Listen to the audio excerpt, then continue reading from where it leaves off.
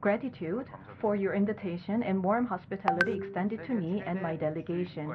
India is the world's largest democracy and achieving the most dynamic growth, and I'm very pleased time in 8 years as President of the Republic of Korea and at the earliest time since taking office. Since establishing diplomatic ties in 1973, we have witnessed remarkable advancement in our bilateral relations through the signing of a comprehensive economic partnership agreement in 2010 and upgrading of our relations to a special strategic partnership in 2015. Now, we are ushering in a new decade of the special strategic partnership. Today, the Prime Minister and I had in-depth discussions on ways to further promote our relations and exchanged views on the regional and global affairs. With the world's largest population and the fourth largest economy, India has emerged as a leader in the global south. And under your Viksit Bharat 2047 vision, this country is achieving remarkable development. And the Republic of Korea has also evolved as a leader in shipbuilding, semiconductors, and cultural industries. And we are accelerating innovation and growth to achieve a great leap forward to ensure that every Korean can grow together.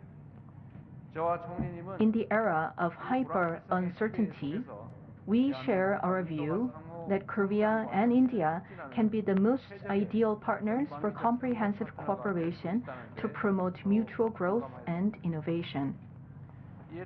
Against this backdrop, while we further advance our existing economic cooperation, we have also agreed to expand cooperation in strategic industries such as shipbuilding, finance, AI, and defense, and promote cultural and people-to-people exchanges. Now, let me share with you some of the key highlights of today's summit meetings in more detail. First, we agreed to upgrade our economic cooperation framework to create new drivers for mutual growth. We will establish an Industrial Cooperation Committee, the first ministerial platform for economic cooperation between our two countries, to strengthen cooperation in trade and investment, as well as in strategic areas such as critical minerals, nuclear energy, and clean energy. Considering the current situations in the Middle East, we will sustain cooperation for supply stability of energy resources and key commodities such as naphtha. We agreed to speed up the negotiations to upgrade our SEPA to create a more favorable trade and investment conditions for our businesses and fully reflect new trade norms so that we can respond to the changing trade environment concerning supply chains and green growth in a more timely manner. And we will also revise the MOU on cooperation in the field of SMEs to create a working-level consultative body between the Korean Embassy in India and the regulatory authorities in India to provide more systematic support to help Korean SMEs enter India. Through these efforts, we aim to increase the current $25 billion level of annual trade volume to around $50 billion by 2030, and we will strive to strengthen economic cooperation in many key areas, and we will continue to work to this end. Second, the two countries agreed to expand cooperation on strategic industries combining our respective strengths.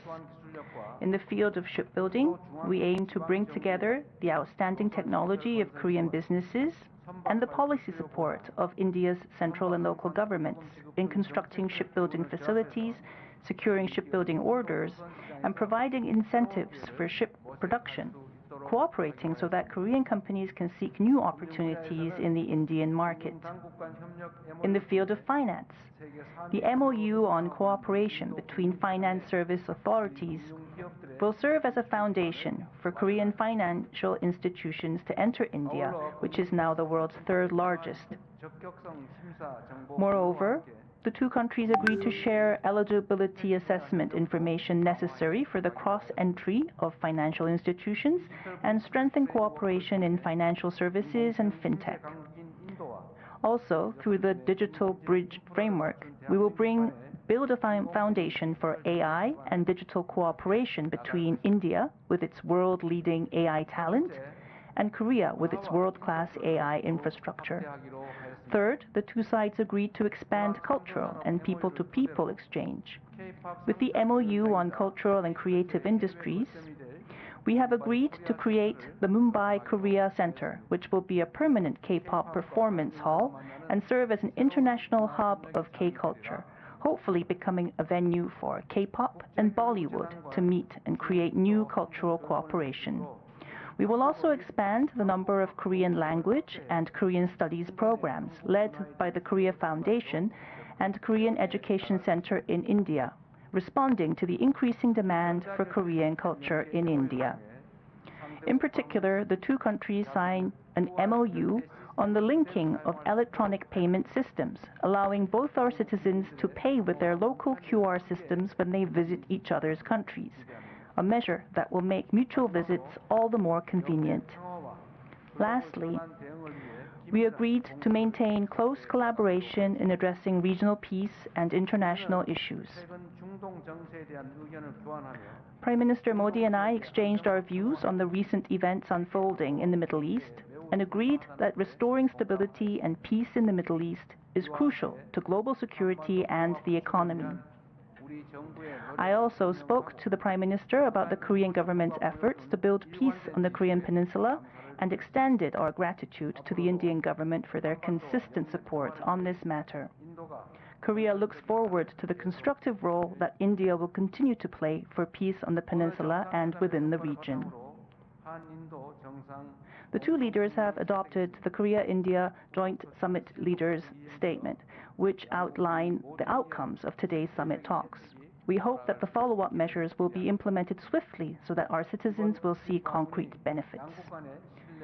I am confident that my state visit will serve as a catalyst for deeper trust and friendship between our nations and create momentum for a new leap forward in our comprehensive cooperation.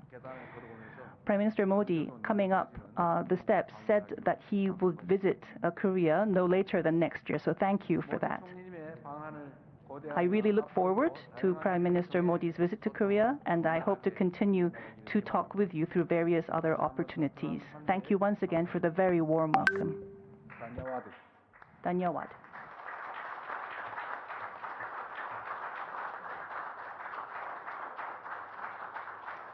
Thank you, sir.